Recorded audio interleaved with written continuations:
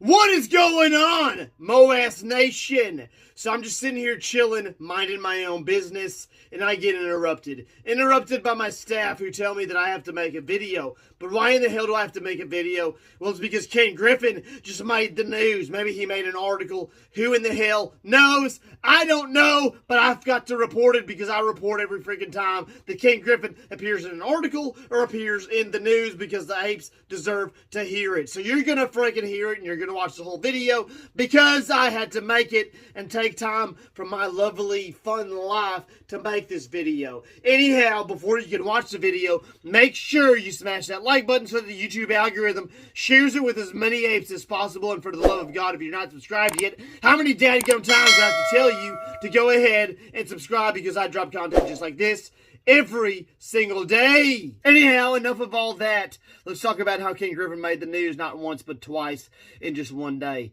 So, first of all, let's talk about balayacity.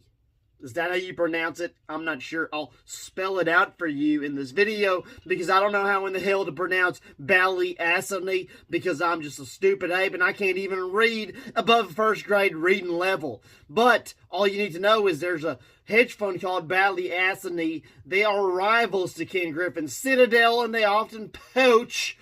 Well, they poach employees from one another. Talent is what they call it. Talent poaching. But the headhunters have been informed and told that no longer are they allowed to poach talent from Ken Griffin Citadel for balayacity because they don't want Ken Griffin's people in their presence. No, I didn't mean presence. I mean working for their company. But why in the hell is that? Why would this company that's a rival to Ken Griffin Citadel hedge fund, not want Ken Griffin's ex-employees there? Well, maybe it's because they're revealing information that's supposed to be secret. They're telling Ken Griffin. We all know that Ken Griffin cheats. We know that Ken Griffin has a lot of money.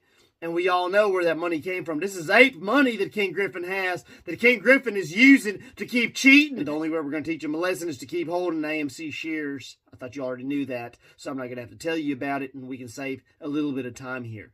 But anyhow, what's going on, and I'm trying to make this as quick as possible so I can go enjoy my Friday night and drink my Sprite. I know that rhymes, but don't try this at home because it's crafty, and it's hard to rhyme like I do. Anyhow, balayacity no longer wants Ken Griffin's employees there, ex-employees there, and I have a suspicion, okay?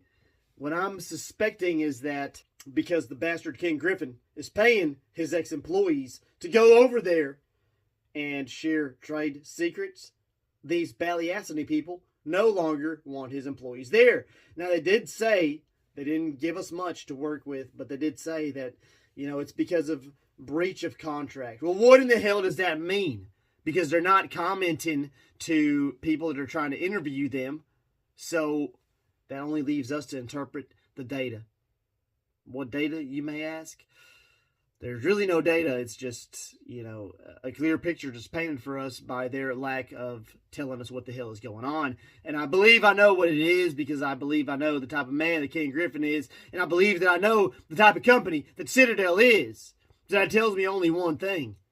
That Ken Griffin is trying to cheat again, and now he's trying to exploit these balayacity hedge fund people.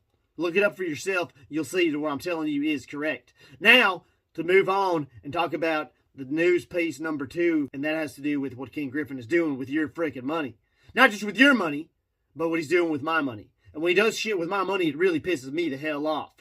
I especially am not happy when he wastes my money. Our money, the apes' freaking money, because we all know that he doesn't deserve it, and we all know what's fixing to happen to his money when he starts covering his positions, if he ever does. But if he doesn't, he's going to be even more screwed because he's going to have to eventually cover them, and then they're going to freaking really wear out his pockets.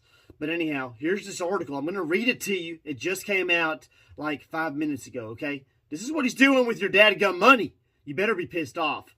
It says, Chicago hedge fund billionaire Kenneth Griffin said he won.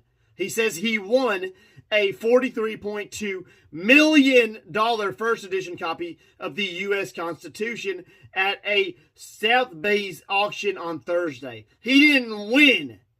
He used ape money to buy this copy of the U.S. Constitution. He paid $43.2 million.